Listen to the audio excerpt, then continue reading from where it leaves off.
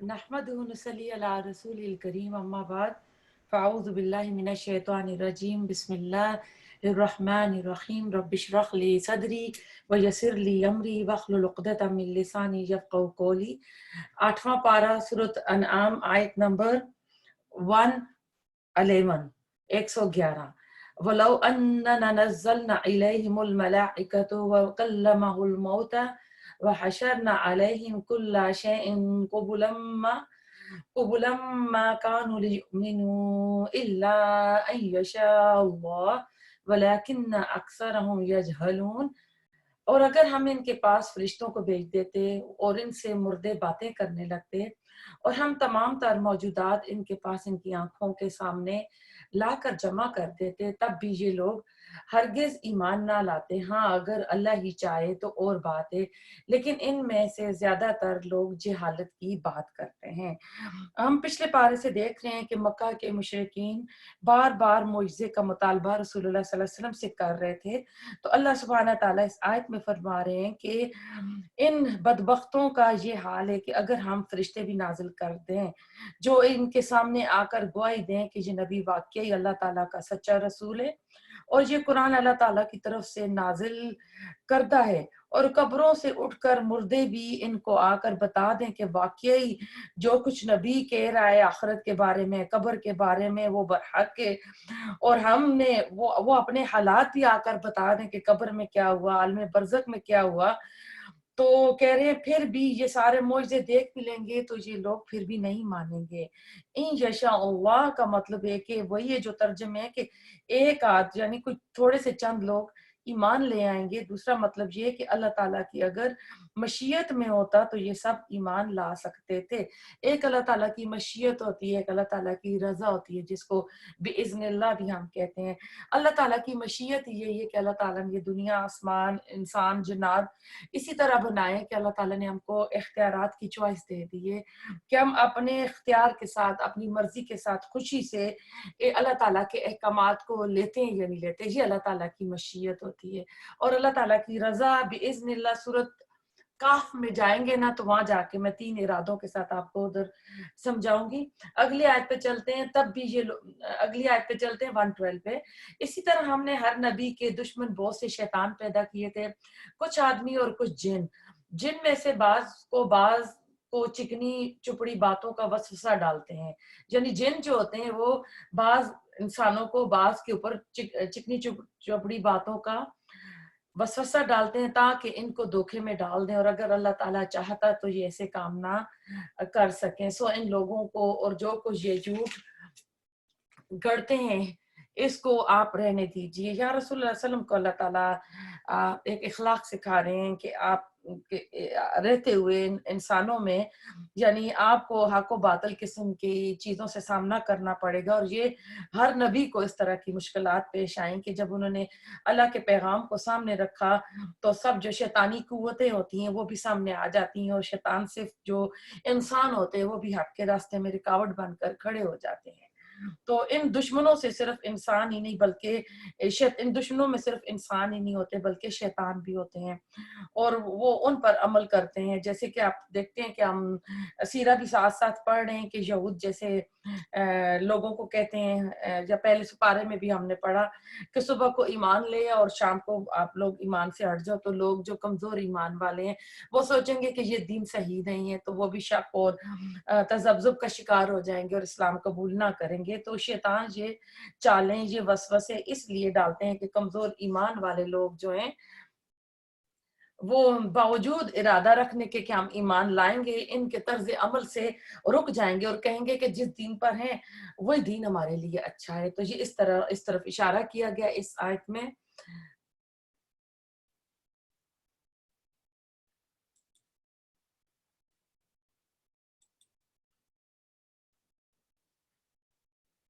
आयत नंबर 113। और ताकि इसकी तरफ इन लोगों के दिल माइल हो जाएं जो आखिरत पर यकीन नहीं रखते, और ताकि इसको पसंद कर लें, और ताकि वो मुर्तकिब हो जाएं उन अमूर के जो वो किया करते हैं। तो क्या अल्लाह के सिवा کسی اور فیصلہ کرنے والے کو تلاش کروں، حالانکہ وہ ایسا ہے کہ اس نے ایک کتاب کامل تمہارے پاس بھیج دی ہے، اس کے مضامین خوب صاف صاف بیان کیے گئے ہیں، اور جن لوگوں کو ہم نے کتاب دی ہے وہ اس بات کو یقین کے ساتھ جانتے ہیں کہ یہ آپ کے رب کی طرف سے حق کے ساتھ بھیجی گئی ہے، سو آپ شبہ کرنے والوں میں سے نہ ہو۔ رسول اللہ علیہ وسلم تو نہیں کرتے، لیکن اگر ایز آپ انسان تھے، بشر تھے، لیکن ایک بندے کی اگر اتنی زیادہ مخالفت کی جا رہی ہو اور وہ اس طرح کی باتیں کر رہے ہو، تو نبی صلی اللہ علیہ وسلم کو بتایا جا رہا ہے کہ یہ کتاب جو آپ کے اوپر نازل کی گئی ہے یہ حق ہے، ان کو پتہ ہے، اہل کتاب کو، وہ جان بوجھ کر آپ کے راستے میں پریشانیاں اور تکلیفیں آپ کو دے رہے ہیں، تو لہٰذا آپ شک نہ کریں، آپ سچے نبی ہیں، آپ کے پاس جو کتاب ہے وہ برحق ہے، آپ کے رب کا کلام سچائی اور انصاف کے اعتبار سے کامل ہے، اس کے کلام کو کوئی بدلنے والا نہیں، اور وہ خوب سننے والا، خوب جاننے والا ہے۔ یعنی تم لوگوں کے پریشرز میں آ کے ایسے نہ کرو، قرآن میں جتنی بھی خبریں آئی ہیں، جتنے بھی واقعات آئے ہیں، وہ سارے کے سارے سچے ہیں، اور قرآن اپنے احکام اور مسائل کے اعتبار سے عدل کے ساتھ فیصلہ دیتا ہے۔ وہ ایسا نہیں ہے کہ وہ یعنی یہود اور نصارہ کے بارے میں کچھ دے گا، مسلمانوں کے بارے میں کچھ دے گا، اور وہ واقعہ آپ نے دیکھا ہوگا کہ ایک انصاری چوری کر کے یہودی کے گھر کے باہر رکھ آتا ہے، تو پھر وہی نازل اللہ تعالیٰ نے کر دی تھی کہ نہیں وہ چور نہیں ہے۔ تو اس سے آپ اندازہ لگا لیں کہ اللہ تعالیٰ کی کتاب، اللہ تعالیٰ کے احکامات جو ہیں دشمنوں کے ساتھ، اپنے مسلمانوں ایمان والوں کے ساتھ، یعنی کسی کی وہ طرفداری نہیں کرتا، وہ انصاف کے ساتھ ہر چیز بتاتا ہے۔ اور دنیا میں زیادہ تر لوگ ایسے ہیں کہ اگر آپ ان کا کہنا ماننے لگیں گے تو وہ آپ کو اللہ کی راہ سے بہراہ کر دیں گے، وہ محض بے اصل خیالات پر چلتے ہیں اور بالکل قیاسی باتیں کرتے ہیں۔ اس سے پتہ چلتا ہے کہ میجورٹی از اتھارٹی نہیں ہوتا، بلکہ جو اکثریت لوگوں کی ہوتی ہے وہ غلط کام کر رہی ہوتی ہے، اور جو تھوڑے لوگ ہوتے ہیں وہ حق پر ہوتے ہیں۔ اس لیے قرآن میں آتا ہے قلیلم ما تشکرون، قلیلم ما یؤمنون۔ اور ایک بار عمر رضی اللہ تعالیٰ اپنے خلافت کے دور میں مسجد میں آئے تو آپ نے دیکھا کہ ایک صحابی دعا کر رہے تھے کہ اللہ مجھے اپنے قلیل، اپنے کم لوگوں میں شامل کرنا، تو حضرت عمر رضی اللہ تعالیٰ بہت حیران ہوئے کہ یہ ایسی دعا کیوں کر رہے ہیں۔ اس سے پوچھا تو اس نے کہا کہ آپ نے قرآن میں نہیں پڑھا کہ اللہ تعالیٰ فرماتے ہیں بہت کم میں ایمان لاتے ہیں، بہت کم میں جو شکر کرتے ہیں، بہت کم تقوی والے لوگ ہیں، تو ہمیشہ جو حق پہ ہوتے ہیں وہ کم لوگ ہوتے ہیں، اور جو زیادہ ہوتے ہیں وہ خیالات، شیاطین کی وسوسوں سے، بری صحبت سے، وہ برے کاموں میں لگے ہوتے ہیں، تو جو میجورٹی ہوتی ہے وہ حق پر نہیں ہوتی ہے۔ بالیقین آپ کا رب ان کو خوب جانتا ہے، جو اس کی راہ سے بے راہ ہو جاتے ہیں ان کو بھی جانتا ہے جو اس کی راہ پر چلتے ہیں۔ سو جس جانور پر اللہ کا نام لیا جائے اس میں سے کھاؤ، اگر تم اس کے احکام پر ایمان رکھتے ہو۔ اور آخر کیا وجہ ہے تم ایسے جانور میں سے نہ کھاؤ جس پر اللہ کا نام لیا گیا ہو، حالانکہ اللہ تعالیٰ نے ان سب جانوروں کی تفصیل بتا دی ہے جن کو تم پر حرام کیا، مگر وہ بھی جب تم کو سخت ضرورت پڑ جائے تو حلال ہے۔ اور یقینی بات ہے کہ بہت سے آدمی اپنے خیالات پر بلا سند یعنی بغیر کسی دلیل کے گمراہ کرتے ہیں، اس میں کوئی شبہ نہیں کہ اللہ تعالیٰ ہاتھ سے نکل جانے والوں کو پسند نہیں فرماتا۔ حلال جانور کو کھانے کی کچھ شرائط بتائی گئی ہیں کہ نمبر 1 وہ ذبح ہو، نمبر 2 اس کا خون بہایا جائے، ذبح کرتے وقت اللہ کا نام لیا جائے، اور وہ رکھتے تھے، مسلمانوں کے ساتھ مذاق کرتے تھے کہ جس کو اللہ مار دیتا ہے اس چیز کو تو تم مردار کہہ دیتے ہو، اس کو نہیں کھاتے ہو، اور جس کو خود مار دیتے ہو یعنی ذبح کرتے ہو تو اس کو تم کھا لیتے ہو، تو وہ اس بات پہ مذاق کیا کرتے تھے۔ تو اس میں اللہ تعالیٰ مسلمانوں کو گائیڈ کر رہے ہیں، تم ظاہری گناہ کو بھی چھوڑ دو اور باطنی گناہ کو چھوڑ دو، بلا شبہ جو لوگ گناہ کر رہے ہیں ان کو ان کے کیے کی سزا ملے گی۔ تو ایسا ہے کہ اب ایک ظاہری گناہ کون سا ہوتا ہے جو لوگ دیکھ سکیں، اور باطنی گناہ وہ ہوتا ہے جو لوگ نہ محسوس کر سکیں، مطلب دل کے ارادے، نیت، شک، کفر، یعنی عقیدے کی جو چیزیں ہوتی ہیں جو کر رہے ہوتے ہیں وہ تو بظاہر لوگوں کو نظر آ رہا ہوتا ہے۔ اور ایسے جانوروں میں سے مت کھاؤ جن پر اللہ کا نام نہ لیا گیا، اور یہ کام نافرمانی کے اور یقیناً شیاطین اپنے دوستوں کے دل میں ڈالتے ہیں تاکہ تم سے لڑائی جھگڑا کریں، اور اگر تم ان لوگوں کی اطاعت کرنے لگو تو یقیناً تم مشرک ہو جاؤ گے۔ ابن عباس کہتے ہیں کہ جب لوگوں نے رسول اللہ صلی اللہ علیہ وسلم سے سوال کیا تھا کہ جب آپ مار لیتے ہو تو اس جانور کو کھا لیتے ہو، جس کو اللہ مارتے ہو اس کو نہیں کھاتے ہو، تو تب یہ آیت نازل ہوئی تھی، ایسا شخص جو پہلے مردہ تھا پھر ہم نے اس کو زندہ کر دیا اور ہم نے اس کو ایسا نور دے دیا کہ وہ اس کو لیے ہوئے آدمیوں میں چلتا پھرتا ہے، کیا ایسا شخص اس شخص کی طرح ہو سکتا ہے جو تاریکیوں سے نکل ہی نہیں پاتا، اسی طرح کافروں کو ان کے اعمال خوشنما معلوم ہوا کرتے ہیں۔ تو اللہ تعالیٰ اس آیت میں کافر کو مردہ سے یعنی تشبیہ دے رہے ہیں، اور جو ایماندار ہے وہ زندہ ہے۔ اب مردہ وہ جو ہے روحانی طور پر ہے، یعنی ظاہری طور پر تو وہ ٹھیک ہے، بڑا سمارٹ ہے، دنیا کی ہر چیزیں لے رہا ہے، بڑے بڑے بزنس کر رہا ہے، بڑی بڑی اونچی اونچی جاب پہ لگے ہوئے ہیں کافر لوگ، لیکن ایک شخص پہلے کافر تھا اور پھر وہ اسلام لے آتا ہے، اسے وہی علم کی روشنی نصیب ہوتی ہے، پھر لوگوں میں رہ کر وہ اس وحی کے اوپر عمل کر کے چلتا پھرتا ہے، تو یہ والا جو ہے اللہ تعالیٰ کے نور کے ساتھ چلتا ہے۔ دوسرا کفر، شرک، جہالت اور دلالت کی تاریکیوں میں ڈبکیاں لگا رہا ہوتا ہے، ان تاریکیوں سے نکلنے کی وہ کوئی راہ نہیں پاتا، تو اللہ تعالیٰ بتاتے ہیں کہ مومن اور کافر دونوں برابر نہیں ہو سکتے، اور اللہ تعالیٰ نے اس کو مردہ اور زندہ سے تشبیہ دی ہے۔ تو اللہ تعالیٰ ہمیں زندہ رکھے اپنے احکامات کے ساتھ کہ ہم ان کے اوپر عمل کرتے ہیں، اور اسی طرح ہم نے ہر بستی میں وہاں کے رئیسوں کو جرائم کا مرتکب بنایا تاکہ وہ لوگ وہاں فریب کر سکیں، اور وہ لوگ اپنے ہی ساتھ فریب کر رہے ہیں اور ان کو ذرا خبر نہیں ہے۔ اس آیت سے پتہ چلتا ہے کہ جو کسی بھی سوسائٹی کے جو امیر طبقہ ہوتا ہے، کیونکہ مال و دولت انہی کے پاس ہوتا ہے، فالتو وقت بھی انہی کے پاس ہوتا ہے، پھر انہوں نے ہابیز رکھی ہوتی ہیں، پھر یہی جو فیشن اور ٹرینڈ سیٹر قسم کے لوگ ہوتے ہیں، نئی نئی چیزیں یہ نکالتے ہیں۔ عوام الناس جو ہے وہ تو بیچارے اپنی ضروریات ہی پوری کر سکتے ہیں، پھر مڈل جو طبقہ آ جاتا ہے، تو عموماً کیا ہوتا ہے کہ یہ لوگ جو ہے نئی نئی چیزیں نکالتے ہیں، اور جو پوری سوسائٹی ہوتی ہے ان کو فالو کی جا رہی ہوتی ہے۔ تو ہمیشہ جب بھی اس طرح کی باتیں ہوتی ہیں تو اوپر سے شروع ہوتی ہیں، زیادہ ان کو دیکھا جاتا ہے۔ جیسے آپ مکہ میں دیکھ لیں، بڑے بڑے جو سردار ہیں وہ کیا کر رہے ہیں، پھر عام لوگ جو ہوتی ہیں نا، عوام الناس، ان کو فالو کر رہی ہوتی ہے۔ آیت نمبر 124، اور جب ان کو کوئی آیت پہنچتی ہے تو یوں کہتے ہیں کہ ہم ہرگز ایمان نہ لائیں گے جب تک کہ ہم کو بھی ایسی چیز نہ دی جائے اللہ کے رسولوں کو دی جاتی ہے۔ اس موقع کو تو اللہ خوب بھی جانتا ہے کہ کہاں وہ اپنی پیغمبری رکھے۔ ان قریب ان لوگوں کو جنہوں نے جرم کیا اللہ کے پاس پہنچ کر ذلت پہنچے گی، اور ان کی شرارتوں کے مقابلے پر سزا سخت ہوگی۔ وہی جو مکہ کے سردار کہتے تھے کہ یہ یتیم بچے کو کہاں سے نبوت مل گئی، نبوت کے تو ہم حقدار ہیں۔ یہ طائف اور مکہ کے جو دو بڑے سردار تھے کہ یہ نبوت کا تاج ہمارے سروں پہ رکھا جاتا، ہم سردار ہیں، ہم ڈیزرو کرتے ہیں۔ تو اللہ تعالیٰ کہتے ہیں نہیں، اللہ کو خوب معلوم ہے کہ اللہ تعالیٰ نے اپنی نبوت کہاں دینی ہے۔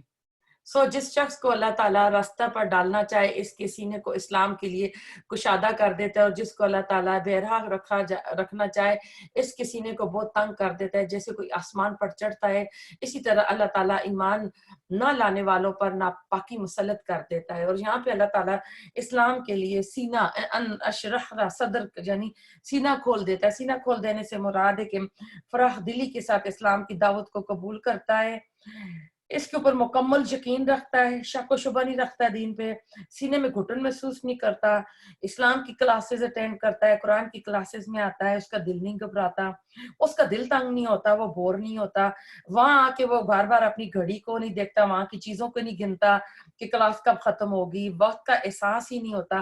کلاس میں 2 گھنٹے 3 گھنٹے چلتے ہیں، بندہ بیمار ہوتا ہے، جس کا سینہ کھلا ہوتا ہے نا، وہ بیماری بھول جاتا ہے، بلکہ قرآن کی برکت سے وہ بیماری اللہ تعالیٰ ٹھیک ہی کر دیتا ہے۔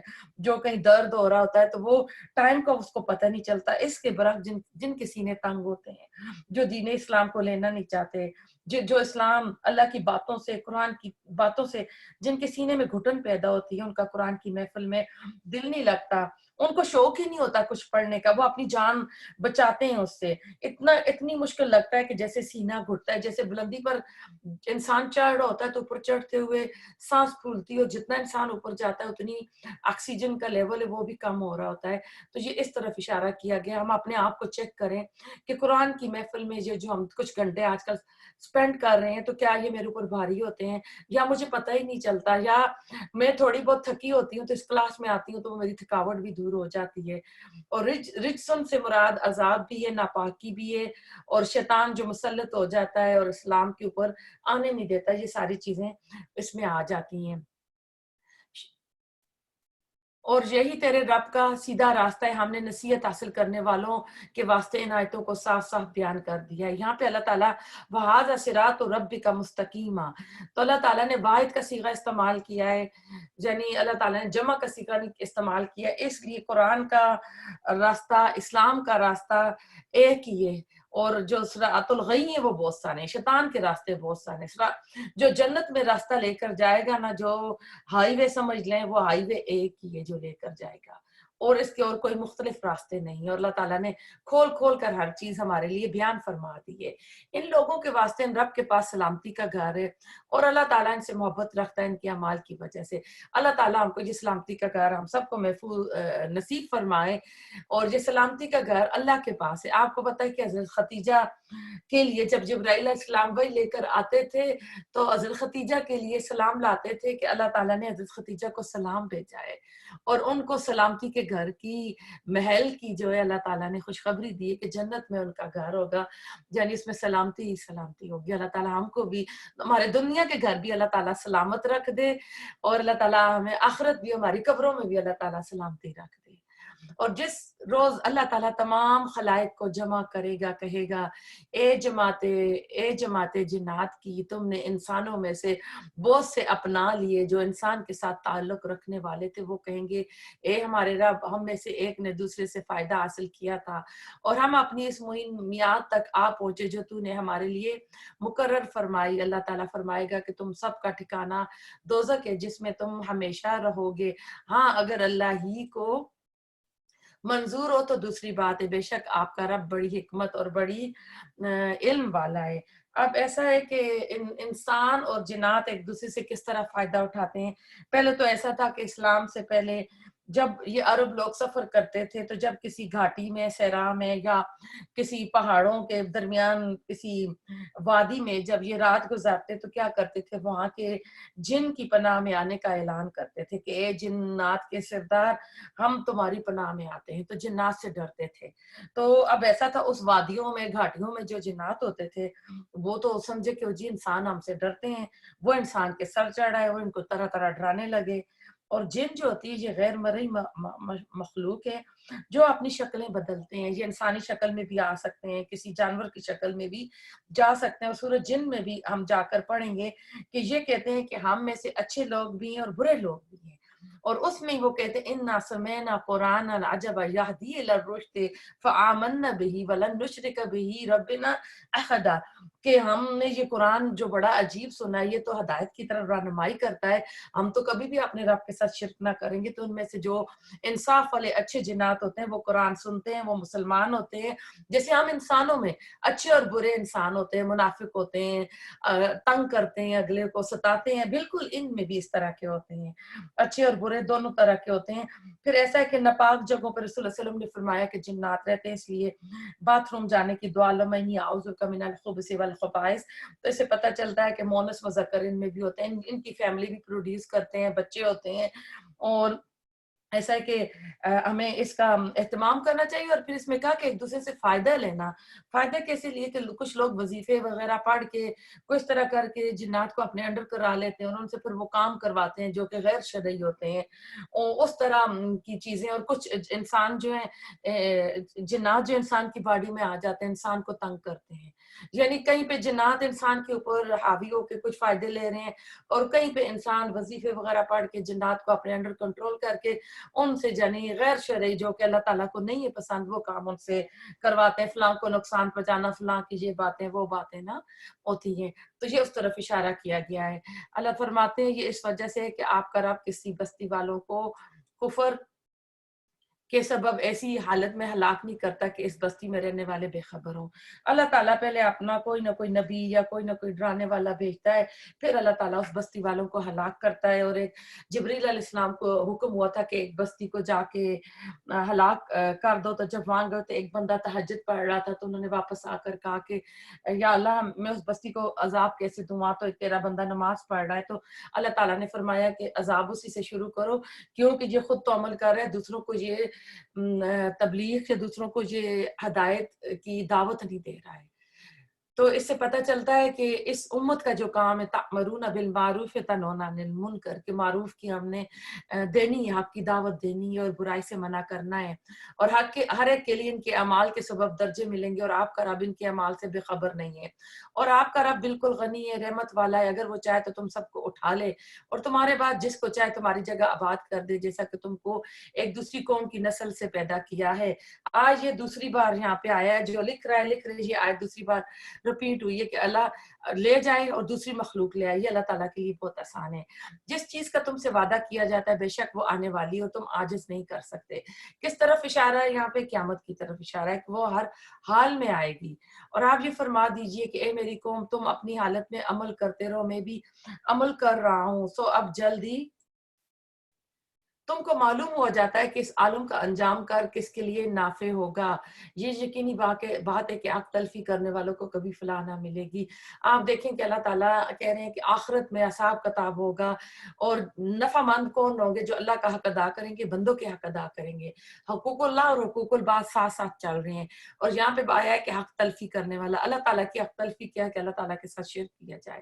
بندوں کے کیا ساتھ یہ کہ بندوں کو اس کا حق نہ دیا جائے، بندوں کے اوپر کوئی اتھارٹی مل گئی ہے تو بندوں کے اوپر ناحق ظلم رکھا جائے، برا سلوک کیا جائے، تو یہ اس کا حساب ہوگا۔ اللہ تعالیٰ کہتے ہیں کہ میں اپنے حقوق تو معاف کر دوں گا لیکن میں بندوں کے حقوق معاف نہیں کروں گا۔ تو اللہ تعالیٰ ہمیں بندوں کی حقوق تلفی سے، حق تلفی سے ہمیں اللہ تعالیٰ بچائے، کیونکہ اللہ کہہ رہے ہیں میں اپنے حق جو ہے معاف کر دوں گا۔ بندوں کے اس وقت کیسے دینے پڑیں گے؟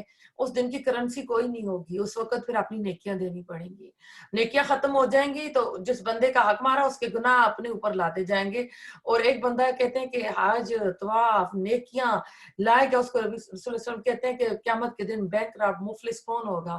وہ مفلس ہوگا کہ نیکیاں بھی چلی جائیں گی، دوسرے کے گناہ بھی پڑ جائیں گے، اور پھر جہنم میں چلا جائے گا۔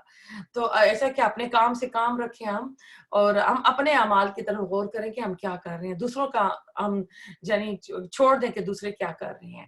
اللہ تعالیٰ نے جو کھیتی مواشی پیدا کی ہیں، ان لوگوں نے ان میں سے کچھ حصہ اللہ کا مقرر کیا، اور اپنے زوم میں کہتے ہیں کہ یہ تو اللہ کا ہے اور یہ ہمارے معبودوں کا ہے، پھر جو چیز ان کے معبودوں کی ہوتی ہے وہ تو اللہ کی طرف نہیں پہنچتی، اور جو چیز اللہ کی ہوتی ہے وہ ان کے معبودوں کی طرف پہنچ جاتی ہے، کیا برا وہ فیصلہ کرتے ہیں۔ اب یہ کھیتیاں لگاتے تھے، کھیتی کے 3 حصے کرتے تھے، جب فصل تیار ہو کے آتی تھی، ایک اپنے لیے رکھتے تھے، ایک بتوں کے لیے رکھتے تھے، اور ایک اللہ کے راستے میں اللہ کے نام کی دیتے تھے۔ لیکن جس سال فصل کم ہوتی تھی تو یہ کیا کرتے تھے کہ اللہ کا تو ڈر نہیں ہے، جیسا آج ہم مسلمانوں میں بھی اللہ کا ڈر نہیں ہے، لیکن ان بتوں سے، پیر بابوں سے اتنا ڈرتے تھے کہ اللہ کا حصہ جو ہے وہ بتوں کو دے دیتے تھے، فصل اتنی کم ہوئی ہے لیکن بتوں کے حصے میں کمی نہیں کرتے تھے، ان کو ہر حالت میں حصہ پہنچتا تھا۔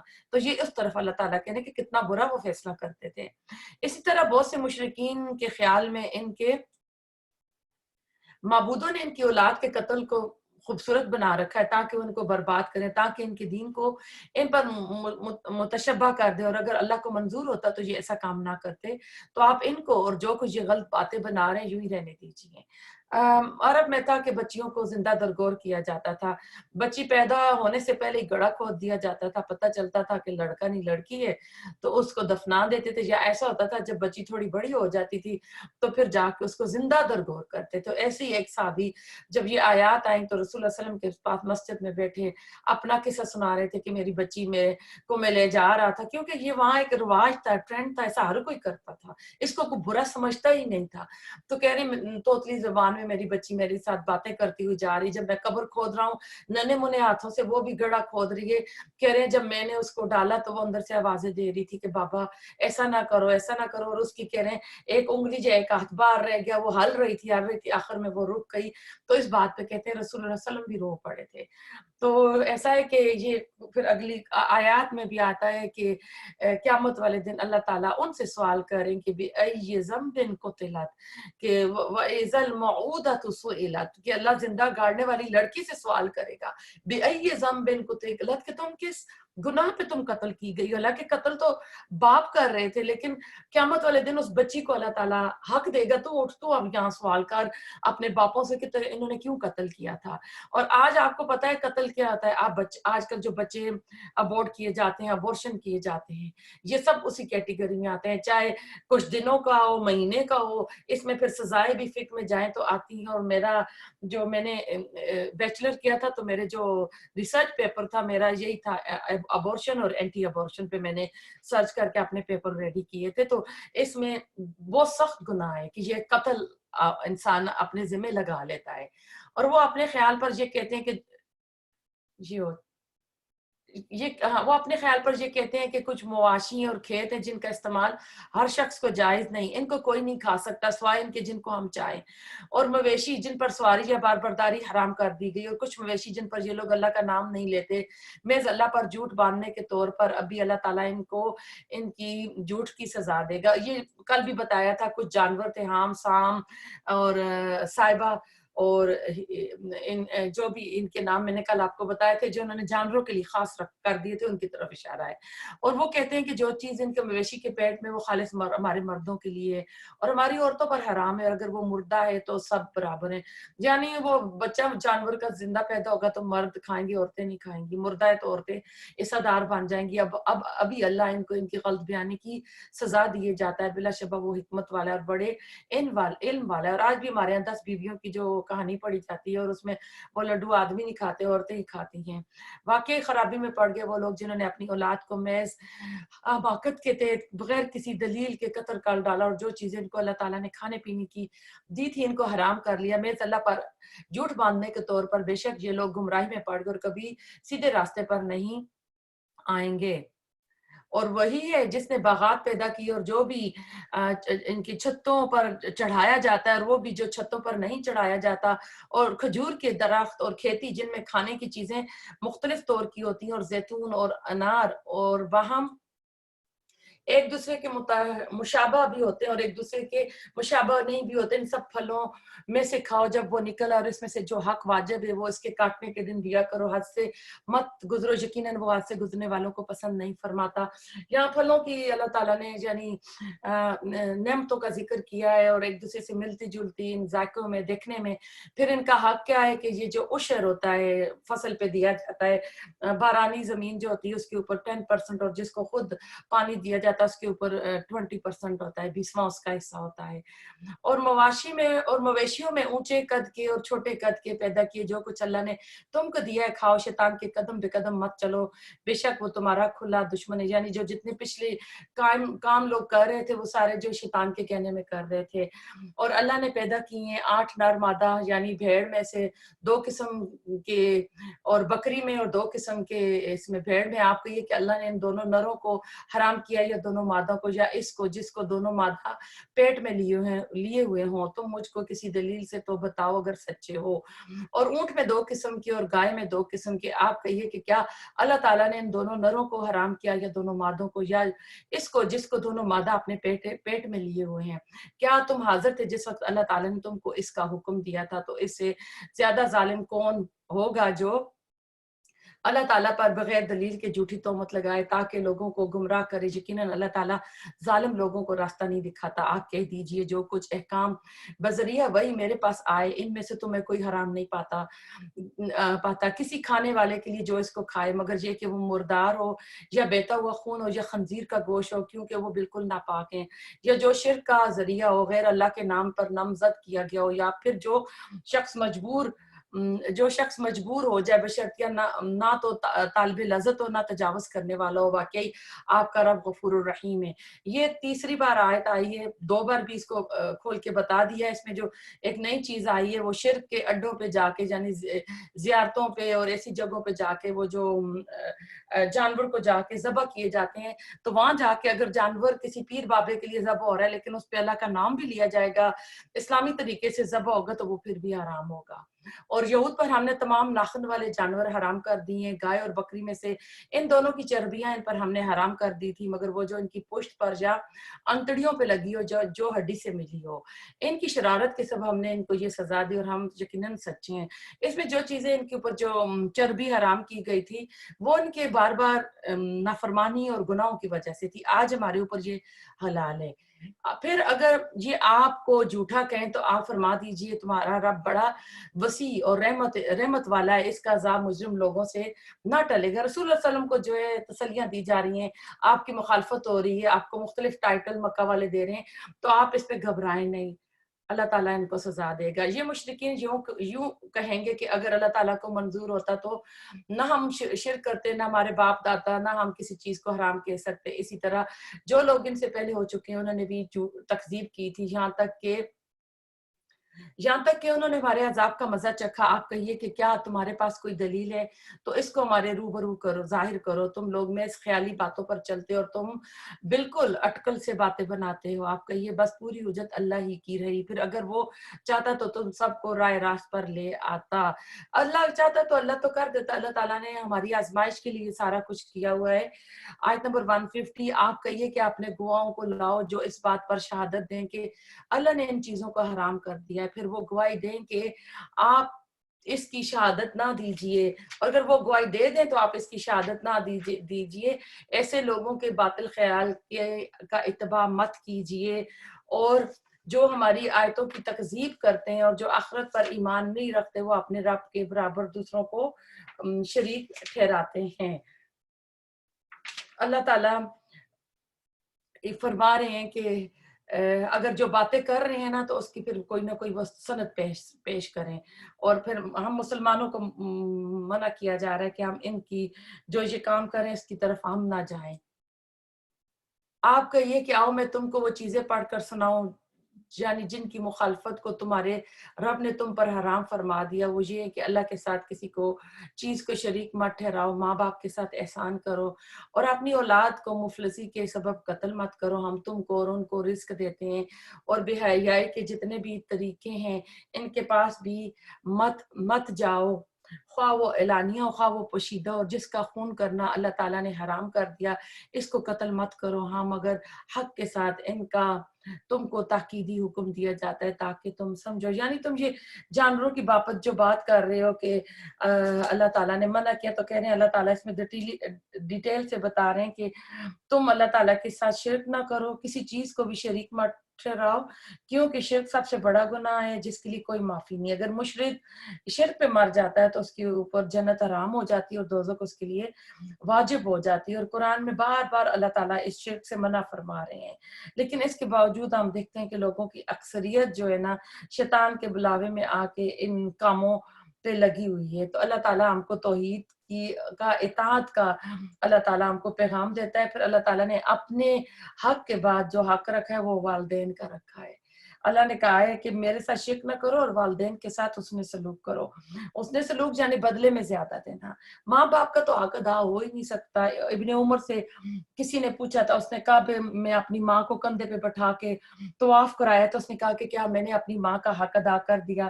تو ابن عمر نے کہا تھا کہ نہیں، جو ماں نے تمہارے لیبر پین کی اس کے 1 گھنٹے کی بھی جو اس کا پین تھا نا اس کی تکلیف بھی تم نے ادا نہیں کی. تو ماں ان کے تو حق ادا ہو ہی نہیں سکتے، تو ان کے ساتھ احسان کا معاملہ. اور پھر اولاد کے قتل سے منع کیا، تو وہ پچھلی جو آیت گزری اس میں آپ کو اس کے بارے میں بتا چکی ہوں. اور یتیم کے مال کے پاس نہ جاؤ مگر ایسے طریقے سے جو کہ متسن یعنی موسم طریقے سے ہو، یہاں تک کہ وہ اپنے سن رشد یعنی سمجھ کی عمر کو پہنچ جائیں.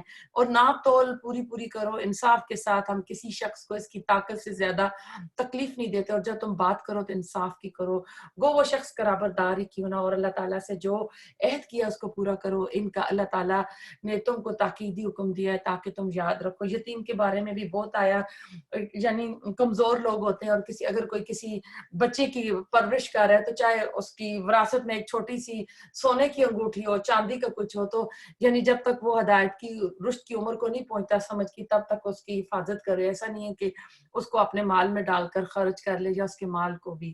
اور یہ کہ یہ دین میرا راستہ ہے جو مستقیم ہے، سو اس راستے پر چلو. وَأَنَّ هَذَا صِرَاطِي مُسْتَقِيمًا فَاتَّبِعُوهُ وَلَا تَتَّبِعُوا السُّبُلَ. اور دوسرے راہوں پر مت چلو، وہ راہیں تم کو اللہ کی راہ سے جدا کر دیں گی. اس کا تم کو اللہ تعالیٰ نے تاکیدی حکم دیا ہے کہ تم پرہیزگاری کرو.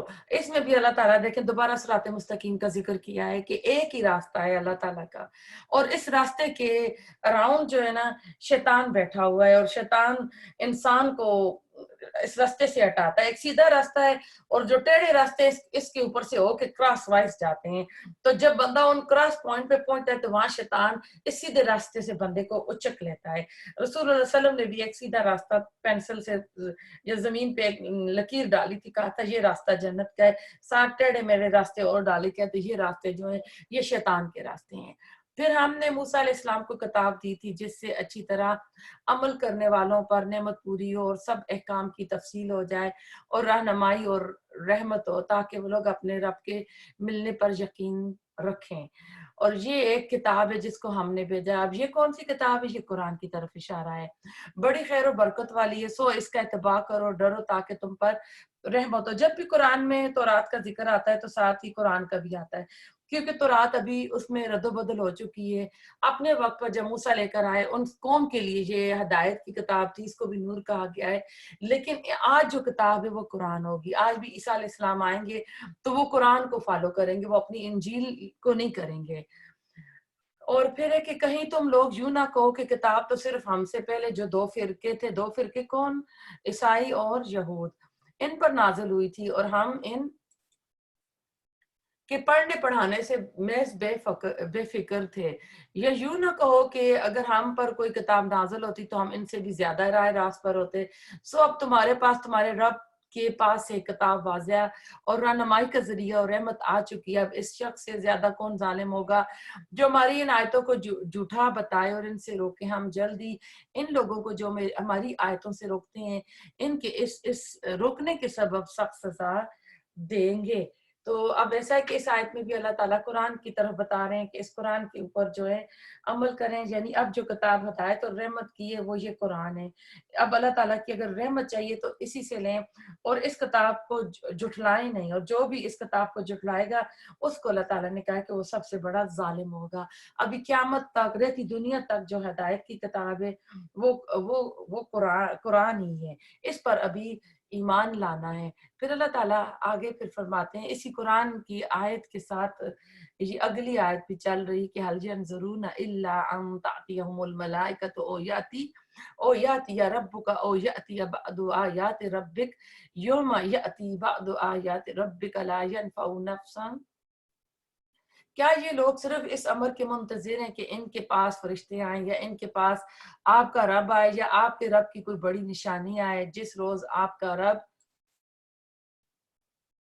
कि कोई बड़ी निशानी आ पहुंचेगी, किसी ऐसे शख्स का ईमान इसके काम ना आएगा जो पहले से ईमान नहीं रखता या इसने अपने ईमान में कोई नेक अमल ना किया हुआ। फरमा दीजिए कि तुम मुंतजिर रहो, हम भी इंतजार करते हैं। ईमान लाना यानी ईमान लाना है, फिर इसके मुताबिक जिंदगी करनी है, उसके मुताबिक अमल करने हैं। बात समझ आ जाए तो देर ना करो, क्योंकि अगर बंदा कहना कि अभी तो मैं जवान हूँ, मैं आज उम्रा बाद में कर लूंगी, हजाब बाद में कर लूंगी, पक्की नमाजी बाद में बन जाऊंगी, अभी तो जवान हूँ, बूढ़ी हो जाऊंगी तो ये करूंगी, क्योंकि जिंदगी की गारंटी किसी के पास भी नहीं है। बल्कि करना क्या है, समय ना तो आना, हमने सुना हमने इताअत की।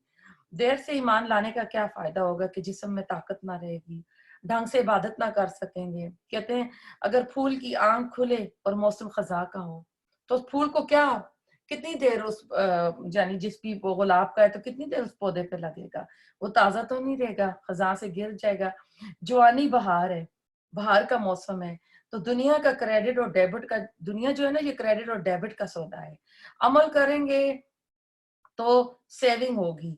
जब हम वेकेशन पर जाते हैं तो उस मुल्क की करेंसी हम पहले ही से अपने पास रख लेते हैं कि जब मैं वहां जाऊंगी तो मुझे परेशानी ना हो। किसी दूसरे मुल्क जाना होता है तो वहां की जबान सीख लेते हैं।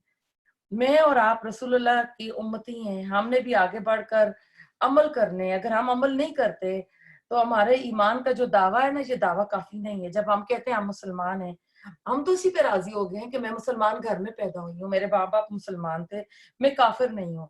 ये होना जो है ना काफी नहीं है। फिर दीन को नहीं समझते। हम में से ज्यादातर आप देखें 90% जो लोग हैं मुसलमान है, कुरान पढ़ना कुरान को समझना नहीं आता, कुरान क्या कह रहा है ये नहीं पता है। तो सिर्फ मुसलमान होना, मुसलमान घर में पैदा होना काफी नहीं है। दीन को समझना है, कुरान को समझना है कि ये कुरान हमसे क्या कह रहा है। कुरान अल्लाह ताला का कलाम है, صرف پڑھنا نہیں ہے، پڑھنے سے نیکیاں ملیں گی، اور قرآن نیکیاں بنانے کی فیکٹری یا مشین نہیں ہے، پھر ہدایت نہیں ملے گی. سمجھ کے نہیں پڑھیں گے تو ہدایت نہیں پڑے گی. تو اللہ تعالیٰ کہہ رہے ہیں کہ اگر تم یہ کام نہیں کر رہے تو تم بھی انتظار کرو، میں بھی انتظار کر رہا ہوں. کس کا؟ قیامت کا، عذاب کا. یہ ساری چیزیں اس طرف آئی ہوئی ہیں. آیت نمبر 159، بے شک جن لوگوں نے اپنے دین کو جدا جدا کر دیا اور گروہ گروہ بن گئے، آپ کا ان سے کوئی تعلق نہیں، بس ان کا معاملہ اللہ تعالیٰ کے حوالے، پھر وہ ان کو ان کا کیا ہوا بتا دے گا. دین کو ٹکڑے ٹکڑے کر دیے. آج ہم مسلمان جو ہے نا، امت کس طرح مختلف فرقوں میں بٹی ہوئی ہے.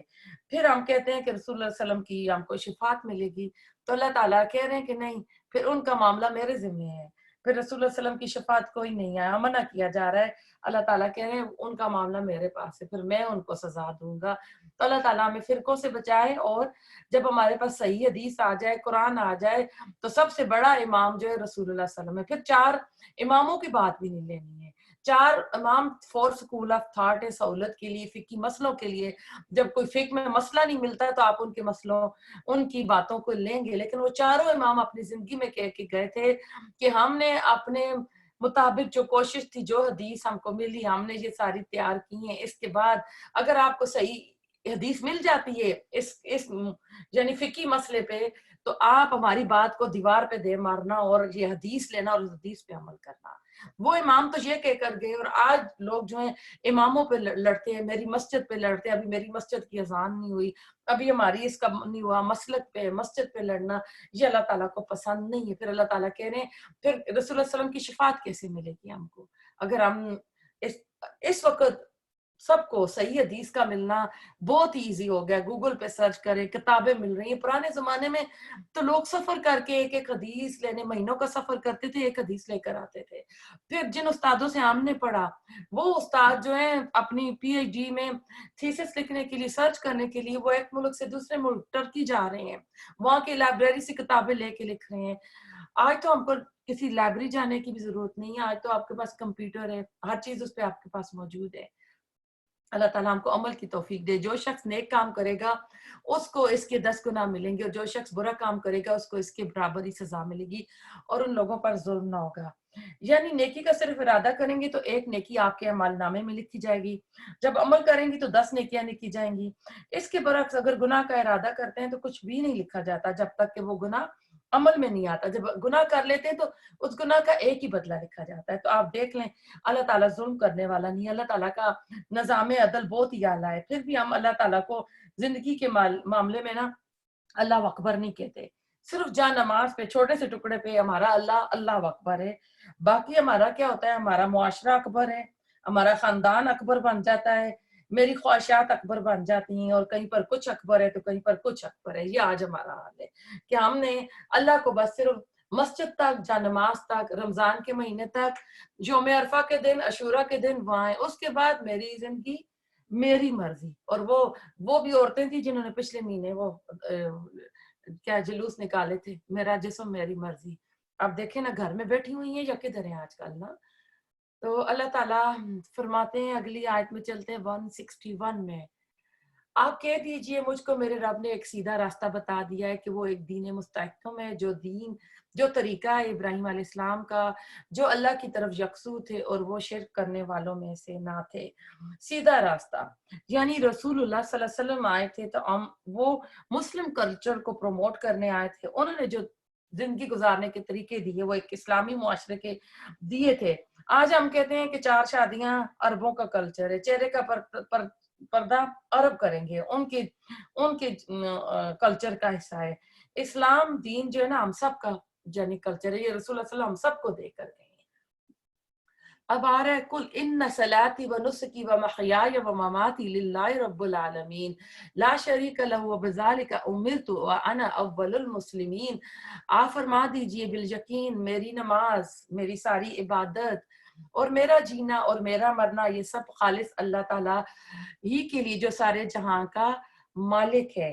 اور پھر اگلی آیت، اس کا کوئی شریک نہیں، مجھ کو اسی کا حکم ہوا اور میں سب ماننے والوں میں سے پہلی ماننے والی ہوں گی. تو اب آیت نمبر 162 163 یہ جو ہے ادخلوا فی السلم کافہ کی تفسیر ہے، اور آپ کو پتا ہے قرآن کی جو تفسیر بیسٹ تفسیر ہے وہ ہوتی ہے جو قرآن کی قرآن سے کی جائے، نمبر 1، نمبر 2 قرآن کی حدیث سے کی جائے، نمبر 3 قرآن کی صحابہ کرام کے اقوال سے کی جائے، پھر سیرہ کے عرب کے حالات سے کی جائے۔ اگر ہم یہ سیرہ پڑھ رہے ہیں، پھر اگر ہم لوگ مسلم ہسٹری پڑھتے ہیں تو اس سے بھی قرآن کی تفسیر، قرآن کے جو حالات بیان ہیں اس کے ساتھ ٹیلی کیا جاتا ہے۔ تو ایسا ہے کہ میری ہر چیز کیا اللہ تعالیٰ کے لیے، میری نماز اللہ کے لیے، میری عبدیت اور میری عبودیت دونوں کیا اللہ کے لیے، کیا ان میں اللہ تعالیٰ کا رنگ ہے، کیا میں سنت کے طریقے پر نماز پڑھتی ہوں، کیا میری نماز مجھے بے حیائی سے روکتی ہے، پھر میری نسخی، میری قربانی تو ایک جو عید پہ کرتے ہیں وہ لے لیں، پھر میری نیند کی قربانی، میری خواہشات کی قربانی کیا اللہ کے لیے۔ آج کل تو ہم آئی برو کی قربانی نہیں دے سکتے، ناخنوں کی قربانی نہیں دے سکتے، ہم کو کرنے، وہ تو آج کل یہ وائرس آ گیا تو جو ناخن رکھتی تھی وہ بھی بچیاں جا کے چھوڑ آئی ہیں کہ بیکٹیریا پھیلیں گے، تو کیا ہے کہ وائرس کے ڈر سے گناہ چھوڑ دیے لیکن اللہ کے ڈر سے نہیں چھوڑ رہے ہیں۔ پھر میری عزت اللہ کے لیے ہے، لوگوں کے لیے نہیں ہے، میری زندگی اللہ کے لیے ہوگی۔ جب اللہ کے لیے ہوگی نا تو پھر کوئی بندہ یہ نہیں کہے گا میری مرضی، میرا جسم میری مرضی کا نعرہ نہیں لگے گا۔ اور پھر اللہ تعالیٰ اس میں فرما رہے ہیں، اس آیت کی تصویر ہم کو بننا چاہیے کہ میری مرضی نہیں چلے گی بلکہ رب العالمین کی مرضی چلے گی، میرا مرنا اللہ کے لیے، یعنی میری موت کلمہ شہادت پر آئے۔ جب بھی پھر صرف موت کے وقت کلمہ نہیں ہوگا، میری پوری زندگی اس کلمے کے اوپر گزرے گی۔ اس کلمے کی آپ پتہ ہے 7 یا 8 شرائط ہیں لا الہ الا اللہ کی، وہ شرائط پوری کرنی ہے۔ ایک غلام، ایک عبد، اس کی ساری زندگی کا ہر اینگل، ہر اسپیکٹ اللہ کے لیے ہوتا ہے۔ ایک سکالر نے اس آیت کو سورۃ الفاتحہ کی پہلی آیت سے ملا دیا ہے، وہ کہتے ہیں کہ وہ الحمدللہ رب العالمین اس آیت کی تفسیر کر رہی ہے۔ آپ الحمد کو ہٹا دیں اور آپ اس کی جگہ لکھ رہے ہیں، تو میں آہستہ بول رہی ہوں، آپ لکھیں الحمدللہ رب العالمین اور نیچے لکھیں ان الصلاۃ للہ رب العالمین، میری نماز، میرا سب کچھ اللہ تعالیٰ کے لیے ہوگا۔ انا نسکی للہ رب العالمین، میری قربانی رب العالمین کے لیے ہوگی۔ انا محیایا للہ رب العالمین، میرا زندہ رہنا میرے اللہ کے لیے ہوگا۔ انا مماتی للہ رب العالمین، کہ میری جو موت ہے وہ بھی رب العالمین کے لیے ہوگی۔ تو پھر میرے لیے بچہ ہی کیا ہے؟ کچھ بھی نہیں۔ ہم دنیا میں اپنی مرضی کرنے نہیں آئے ہیں۔ وما خلقت الجن والانس الا لیعبدون، اللہ تعالیٰ کہتے ہیں ہم نے جنوں اور انسانوں کو اپنی عبادت کے لیے پیدا کیا، اور عبادت عبد غلام ہوتا ہے، غلام کی اپنی مرضی نہیں ہوتی ہے، جو مالک کہتا ہے وہی کرے گا۔ ہمارا کیا ہے؟ مسجد، نماز تک تو، اس کے بعد ہماری ہر رسم و رواج سب میں میری مرضی، اللہ کی مرضی کوئی نہیں ہے، صبغت اللہ آنا ہے۔ پوری زندگی جو ہے نا اسی سرکل میں ہوگی، ہر چیز اللہ رب العزت کے لیے ہوگی۔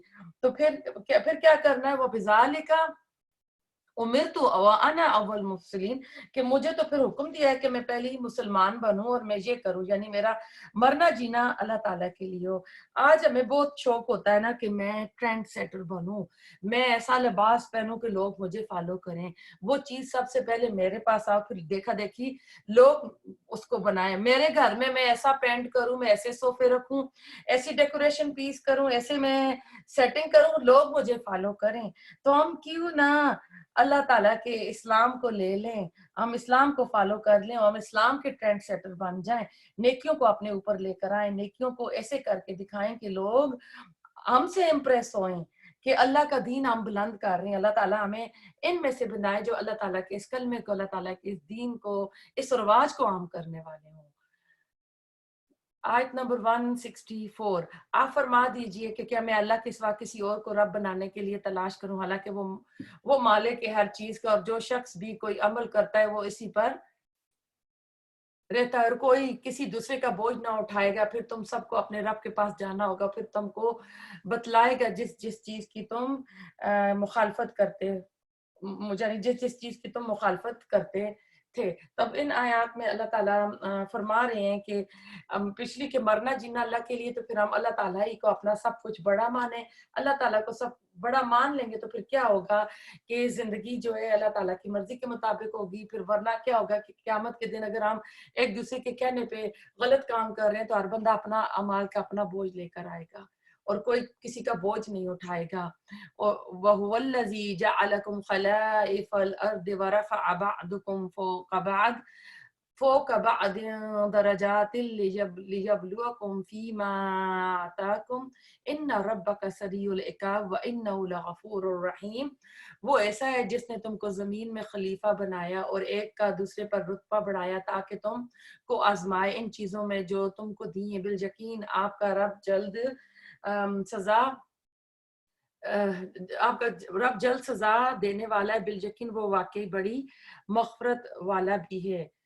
تو اب ایسا ہے کہ پچھلی آیت میں بھی اللہ تعالیٰ نے کسی کو زیادہ مال دیا، کسی کو کم، کسی کو خوبصورت بنایا، کوئی مقدر کا سکندر ہے تو کوئی غریب مسکین لاچار ہے. تو ہمارا کیا ہونا چاہیے عمل؟ رضیت باللہ ربا و دین اسلام و محمد النبی، کہ ہم اللہ تعالیٰ کی تقسیم پہ بانٹ پہ راضی ہوں، ہم اللہ تعالیٰ کے دین پر راضی ہو جائیں. جو بھی نعمت دی ہے اللہ تعالیٰ نے دی ہے، اور ہر نعمت جو ہمیں ملی ہے نا وہ ہم کو اللہ نے دی ہے، ہمیں ٹیسٹ کرنے کے لیے دی ہے. نعمت اپنی ذات میں بری چیز نہیں ہوتی، لیکن جب ہم اس کا استعمال کرتے ہیں برا تو وہ ہمارے لیے پھر آزمائش بن جاتی ہے. اس سورت کا آغاز الحمدللہ سے ہوا تھا، اور سورت کا جو اختتام ہے وہ بھی پھر کس سے ختم ہو رہا ہے؟ مغفرت اللہ تعالیٰ کی رحمت سے ہو رہا ہے. تو جیسے کسی درخت کے ساتھ پھل لگتے ہیں تو پھل جھک جاتا ہے، اس کے اندر عاجزی آ جاتی ہے. ہم بھی اگر نیکیاں کر رہے ہیں، اللہ تعالیٰ نے نیک بنا دیا تو اپنے اندر عاجزی پیدا کریں، تکبر سے دور رکھیں اور تکبر کرنے والوں کا ساتھ نہ دیں. اللہ تعالیٰ ہمیں عمل کی توفیق عطا فرمائے. آدھا سپارہ ہو گیا، ابھی جو آدھا ہے اگلا پھر کرتے ہیں. ربنا تقبل منا انک انت السمیع العلیم وتب علینا انک انت التواب الرحیم. سبحانک اللہم وبحمدک نشہد ان لا الہ الا انت نستغفرک ونتوب الیک. السلام علیکم ورحمۃ اللہ وبرکاتہ.